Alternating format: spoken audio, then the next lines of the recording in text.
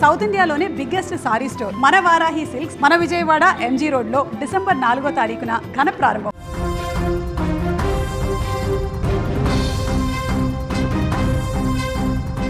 ఏపీలో వర్ష బీభత్సం కొనసాగుతుంది.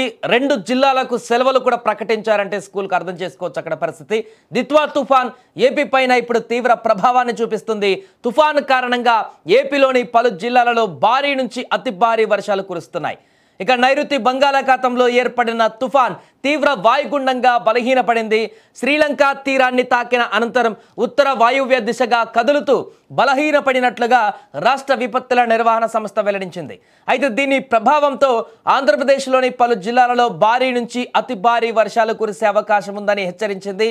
ఇక గడిచిన గత 6 గంటలలో తుఫాన్ గంటకు 5 కిలోమీటర్ల వేగంతో కదులుతూ బలహీనపడిందని ఏపీ ఎస్డిఎంఏ మేనేజింగ్ డైరెక్టర్ తెలిపారు.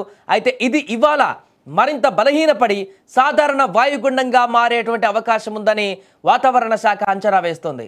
ఇక తుఫాన్ ప్రభావంతో సముద్రం అలజడిగా ఉంటుందని, మత్స్యకారులు వేటకు వెళ్లవద్దని అధికారులు గట్టిగా హెచ్చరించారు.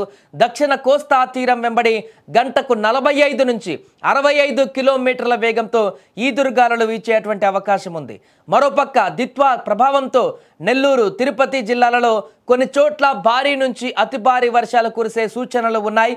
కోనసీమ, పశ్చిమ గోదావరి, కృష్ణా, గుంటూరు, బాపట్ల, ప్రకాశం, కడప, అన్నమయ్య, చిత్తూరు జిల్లాలలో మోస్తారు నుంచి భారీ వర్షాలు పడవచ్చని అధికారులు తెలిపారు.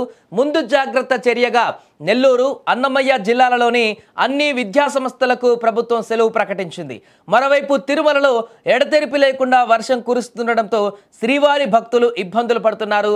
లోతట్టు ప్రాంతాల ప్రజలు అప్రమత్తంగా ఉండాలని, సురక్షిత ప్రాంతాలకు తరలి వెళ్లాలని ప్రభుత్వ యంత్రాంగం కూడా సూచిస్తుంది. ఈ నేపథ్యంలో ముఖ్యంగా 3 జిల్లాల్లో అయితే రెడ్ అలర్ట్ ప్రకటించారు. అక్కడ భారీగా వర్షాలు కురుస్తున్నటువంటి పరిస్థితి నెలకొంది.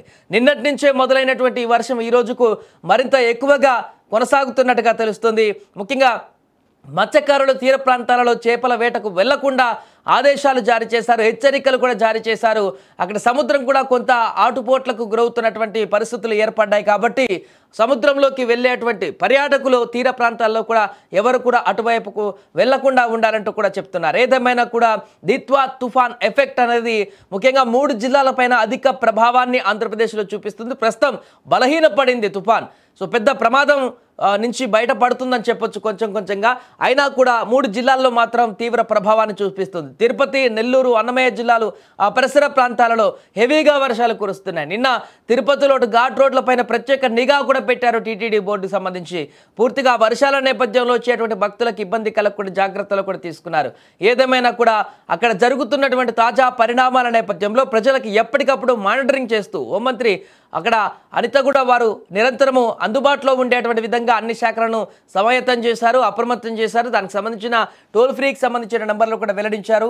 ప్రస్తుతానికైతే ఎలాంటి నష్టం వాటిల్లకుండా హెవీ వర్షాలు కురుస్తున్న ప్రజలు జాగ్రత్తగా ఉండడం వల్ల అక్కడ అంతా కూడా బాగానే ఉన్నట్టుగా తెలుస్తుంది. ఇంకా ఈరోజు రేపటి వరకు కూడా ఈ భారీ వర్షాల నేపథ్యంలో కొంత అప్రమత్తంగా ఉండాలి ప్రజలు అనేది మాత్రం చెప్తున్నారు.